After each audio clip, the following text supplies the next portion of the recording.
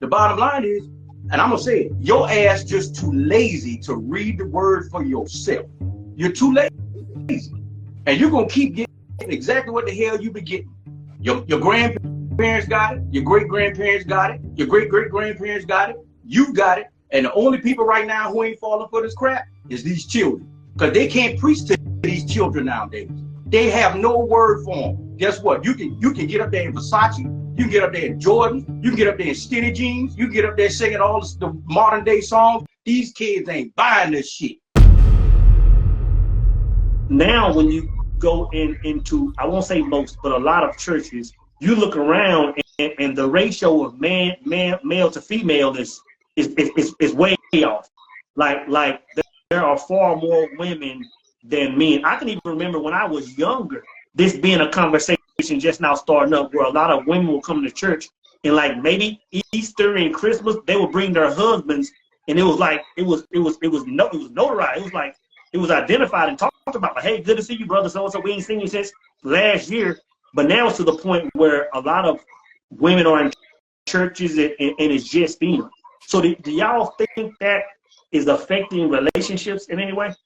What effects do you see on women being in the majority of church, a lack of men being there, women's relationship with the pastor? Like, what do you see? How do you see that affecting relationships as a whole, brother? Brother, it's the biggest detriment in our community. And I'll go on record to say it. Nobody will say it because they're afraid. It is the biggest detriment in our community. Why? There's not a woman in this world that don't love a powerful man. That man represents power. And so she grows up her entire life watching a man of power. She picked men that are powerless. And when she picked men that are powerless, she's trying to conform him into a man of power, but that's not even her job. So she'll pick him and say, you know what? Why don't you go to church with me? I want my pastor to approve of you. How do we give that much authority over somebody that got the same utensils we have that want to use them the same way we use them? If we're committing spiritual adultery and don't even know it. Because those two people, if they're joined together, should walk together and find God for themselves.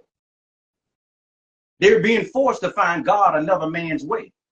But that man will never tell that woman or that couple where he stumbled and how he got it together. That's never preached in the pulpit. It's never talked about. But it will cause a divide because there's a way to keep our women systematically away from us. They listen, it's just not to you.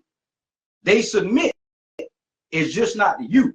They'll bring money, gifts, and everything, it's just not to you. They'll labor, it's just not to you. And I honestly don't even want to fault the sisters for it because they don't know any better. That's why I say that in my book, I say man must be conquered. It's a way for us as men to go back and take over us. And what I mean by us, we have a rightful place to be. And oftentimes we don't give women nothing to submit to. You know, the Bible does say, women, submit yourselves unto your husbands as your husbands unto the Lord. So we got to go back to being godly men. And being godly men ain't their definition when they say, I want a godly man. Because when they say they want a godly man, a lot of times they want somebody they can push over any way they want to. Not that man that understands the word of God, that's not going to play no games with her pastor, or nobody else. If you submit to your pastor, but I can't tell you anything, you got the wrong damn address. You got the wrong last name, you have the wrong address, you're in the wrong bedroom because you're taking half of my money any damn way, so you might as well go ahead and move over there. Every man has to understand what this word is saying, and is indicative of every man to build his own kingdom. And you can't build your kingdom with a queen that's everywhere, that belongs to everybody, that listen to everybody. You can't do it. It's impossible. And that's why the same pastors are the same ones who will watch these men get divorced. But the woman is she'll still stay at the same church. She'll forgive any scandal that come in his name, but will divorce her husband over a BS woman. Mm-hmm. You know what, man? I don't think, and I've heard you mention this before. I don't think a lot of men understand how out of order they are if they are not the spiritual go-to for their family, for their house. You know, and it's not saying that a man shouldn't be involved in church and all that stuff, but if that pastor is the spiritual go-to for your wife, your relationship is out of order. It's out of order. It's done. Yeah, she's really, cause think about this, and I just talked about this in a video, I believe yesterday, or day before yesterday. That woman is submitting to God through her husband, through her man. Like that's how she admits. So a lot of women are submitting to God through their pastor, and they have more reverence, more respect for their pastor than they do their husbands, and they don't understand why the household is out of whack. Plus, it makes so much sense now why you see a lot of pastors that are involved with women in the church. Because if a woman is going through you spiritually, you're building a connection whether you want to or not. Mm-hmm. So I'm not anti women being in church or men being in church, but if a woman has a man in her life and he's not the go-to, not saying that he can spit all these verses in Bible or even preach a sermon, but if he doesn't have a connection with source energy, with source, with God, and he can give her that knowledge, and somebody else is giving her the knowledge, she's not yours, man. She you know what, there's oftentimes, because of the way that we were raised, and even us as men, when we go to church, we often look at that man as the dominant figure, as the leader, and we were always told, don't ask or don't question a man of God, and don't question God. But that's the biggest lie ever told. You're supposed to ask so you can receive. So if I ask God, is this man telling the truth, and I read his word and realize this man lying, I receive the truth. This man is a liar. The word is true. And everybody's so afraid to do that because they place flesh so high, they abandon spirit. And when that woman has been raised, and when I say raised, conditioned and programmed to think that because a person carry a title called something, that supersedes you and your authority as a man. This has been preached for 50, 60 years, and we want to know why we got the same concept. Women are still asking for the exact same thing in the Bible. I want a man to protect and provide. That is never lost. They got it from somewhere. It came out of the Bible. But how is it that they can hold us accountable for things that are in the Bible, but with things that are in the Bible that they're supposed to do, they say man made it? It's like, if you're going to do that, play double dutch, you might as well go ahead and leave the church, because you're going to keep getting what you've been getting anyway. Mm-hmm. Yep. Facts. What say you, Brother Smack? Do you have any comment on it? Man, what he said was right. I mean, you can't cherry pick the word. You're going to do all of it or none of it. Mm-hmm. And women will submit, but you got to give them something to submit to. I used to have a problem with women. I used to have a problem with women, like all that. And when I started realizing that, and it came from the word, my success with women and stuff like that went up. They will submit. You just got to give them something to submit to. And yeah, there's a lot of women in church that they're not seeing successful men in church, because a lot of successful men, once their conscience raised, they leave church and they go into the marketplace. Yeah. So, well, I want to go somewhere with that, but you said something before that I want to ask you about. You said that women take certain things in the Bible, leave certain things out. So what is your take on women speaking from the pulpit? Hey, look, there's a whole lot based on knowledge and information and knowledge, wisdom, and understanding that's written in there specifically for a lot of reasons. But what I will answer is this: the reason why we have an abundance of more female pastors is because we have an absence of men, and we have an absence of real men of God. And a lot of real men of God are often pushed to the side because they carry a little too much that will dampen the light of somebody who shouldn't be there in the first place. And so it's so easy. And that goes with anything that we do in life. It doesn't matter who you are. If you're decent in something and somebody's okay in it, but they feel like you could potentially take their place, they will conjure up a story to try to get rid of you. And the same thing is happening to those type of men in church. And so they leave because they end up hearing sermons preached about them. And they preach to one audience. They preach to one audience and bastardize another. The church is filled with women and children, and nobody ever asked the question why. Nobody ever asked why. It's not because men are out here just watching football and want to do what they want to do. Like I told you before, real men recognize game.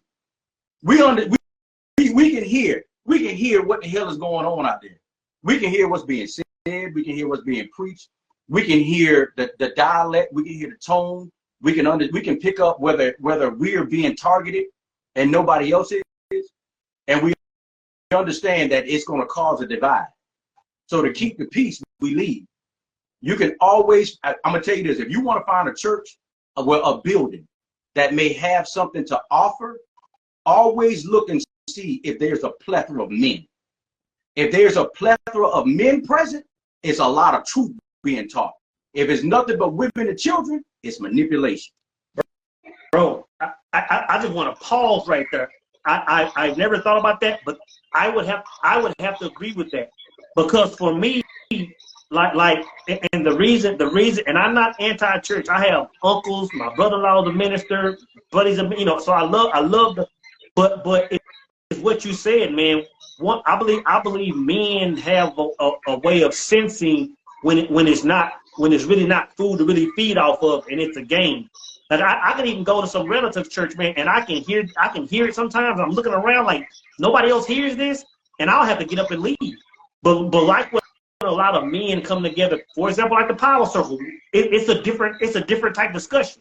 It's straight truth. It's straight offensive truth. But a lot of churches are chef baiting it. They're just wanting to make people feel good, and it's a business, like Brother Smack said. So and that was my next question. Like, why do you think a lot of men are leaving the church? Even for sisters that are watching that are saying, you know what, I'm still heavy in church. I agree with what you said, Brother Conker. If you go to a church and there's not a plethora of men there, it should be a telltale sign that, hey, you know what, there's something missing from here. There's something missing from her. So Brother Smack, you've been a minister. Why do you think more and more men are leaving church, man? Well, it's about masculine and feminine energy. You know, men are more towards order, systems, just like the other brother was talking about, and more females are more about the nurture, the nurturing part. So a lot of things will be going on in church that's chaotic. So that's it. So would you say that churches have lost order and structure? And if so, why do you think that is? Well, once again, when the men started leaving, that's when the females came into church. And so they bring their motherly perspective, and there's no more father. See, it has to be like, even when a two-parent home, you could tell men that were raised by single women versus men that were only raised by fathers versus men that were raised by both mother and father. See, in church, you need both that masculine and feminine. If not, you have an imbalance. Right now, there's an imbalance. And that's what's really going on. So when a man come in, he's going to bring a masculine perspective, masculine energy. So when he come in, he sees all this going on, he leaves. He stays a while, but he leaves. Yeah. So how do y'all think we fix it? How can it be corrected? You gotta go back to the basics. The correction is already happening. Yeah. Look, I'm not a religious guy. I'm just a spiritual dude that understands God principles. That's it. And I would tell you this: that Bible don't lie. Flesh does. The Bible, we're at a point right now in the Bible. I could give you all the scriptures, but we live in it right now. It's just that people don't know where to find it. We're living it. If women could understand this and get ahead of it, they will be able to correct themselves, and they will be able to get the man that they need prior to the destruction that we are upon, and that's going to happen anyway. It's written. But what we're doing is we're trying to modernize God. God ain't moving for us. We're going to move for him. You can try all you want. You can make up all the songs. You can try to make sure that you're trying to keep up with the children. The children are written in that too. They just don't know how to find them. And God has hidden it from those false prophets for a reason. They don't know where to find it, how to correct the children, because God has hidden it from them. Because many are called, few are chosen. You know what happened when they're called? Some of them got on the phone like this. So, hello? Hey, what's up? This God. Oh, God, thank you. Hang up the phone. They didn't stay on the phone long enough to hear shit. They didn't hear nothing. Your masters heard his name and hung up the phone. That was it. And since then, he's never come back and said a damn thing to them. They've been operating in their flesh for the longest, and they've been leading people astray. That book is going to correct every last one of them. That book is not a lie, bro. That's why I always say don't play with it. If you're going to be honest, be honest. I love to smoke cigars, and I like to drink whatever I like to drink. I ain't going to lie to God because he know what I do. I'm not going to lie to him. But that book is a corrector. It's a corrector for it's a corrector for the one that can see, the ones that are blind, the ones that can hear, and the ones that can't hear. Trust me, you'll get it regardless of whether you want to or not. Oh yeah. Do you think the church is still, I don't want to say not valid, do you think the church still offers enough for mankind to walk in his fullness? In other words, do you think a man could wake up and go to church, get that knowledge, go to church on Wednesdays, and function at his highest level on this planet? When you say church, are you referring to the building itself? The building, the institution. No. Elaborate.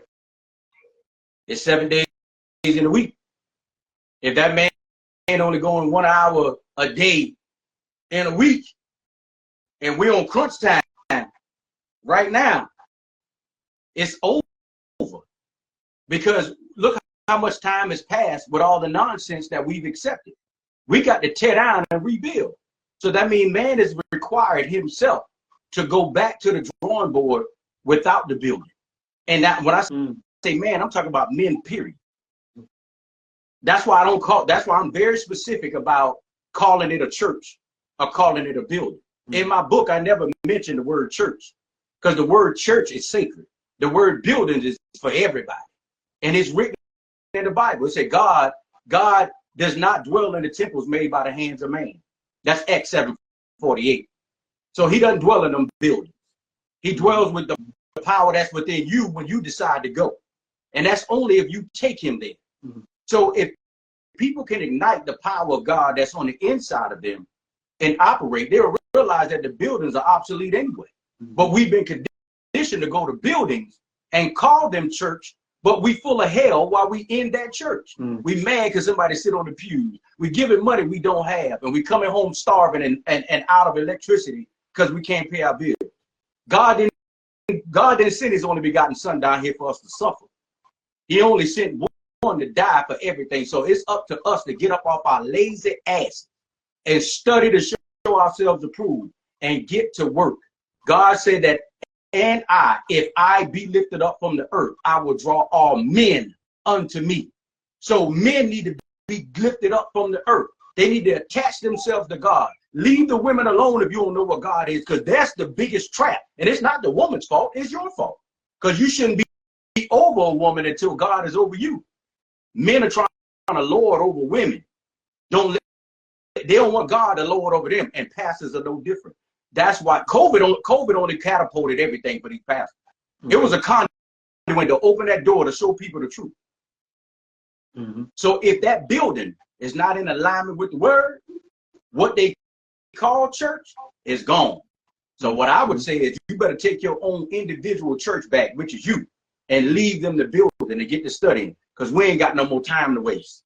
You know, the Bible says a good man leaveth an inheritance for his children's children. I'm my grandfather's child's child. Some people may think it's weird. That's their problem. I don't care. But I know without a shadow of a doubt that I've inherited all of my grandfather's prayers. I've inherited his tutelage. I've inherited everything about him. And it's my turn to do exactly what I'm supposed to do based on his prayer. And if we understood the scripture about a good man leaveth an inheritance for his children's children, this may sound messed up. But if we really want to fix this, we're going to have to skip a generation that's full of BS. Because we're trying to give our children everything. They're going to turn around and give their children everything. Nobody's leaving an inheritance. So we got to leave something. And in order to leave something, you're going to have to skip something.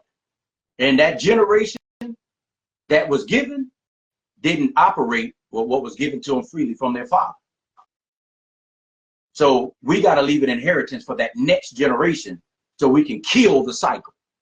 The cycle got to die. That's the only way we're going to fix this. Because if not, and, you know, it's over.